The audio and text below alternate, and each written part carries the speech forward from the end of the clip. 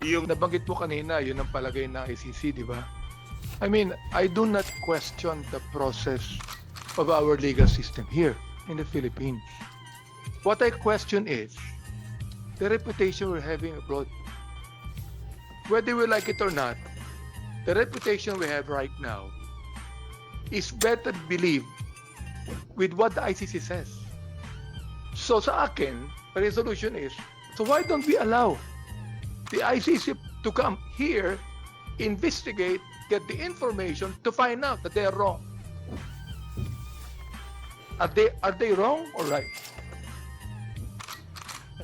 Are they wrong or right? Well, we believe, Your Honor, that the ICC has no No, factual. but please, has no please fact- answer. Yes. Are they wrong or right? In what, Your Honor? To be more specific. In their supposition and in the prosecution that they would like to conduct, are they wrong or right?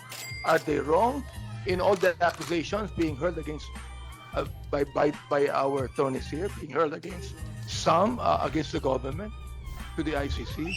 Well, the ICC. Yung po ba kanilang reputasyon, ang kanilang palagay sa atin, tama ba sila o mali?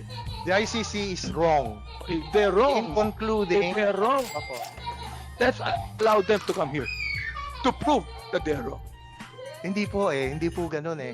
Sila po ay mali in the sense na ang tingin nila ay hindi unable and unwilling ang ating judicial and legal system. Doon po sila mali. Kaya ang dapat na gawin natin para ipakita natin na mali sila ay hindi papasukin sila, kung hindi strengthen yung ating ginagawang investigative and prosecutorial function. Do you mean Yun tell po ang me, Attorney proper- Guevara, At- do you tell me, Attorney Guevara, that we are only strengthening because of what the ICC is doing? No, hindi po. Hindi naman po dahil lang doon. So let me ask Ito ay Attorney, duty natin. let me ask Tony Neri and Attorney address them. On the statement I made, what do you think about that? Agree, Your Honor, kasi ang tingin ng mundo na dyan, ayaw niyang pasukin because the ICC is right. Di ba? Kasi if it's working, you show it, di ba? So, otherwise, ang isipin nila, ayaw niyang papasukin kasi the ICC is right and the complainants are right and so I don't see any problem.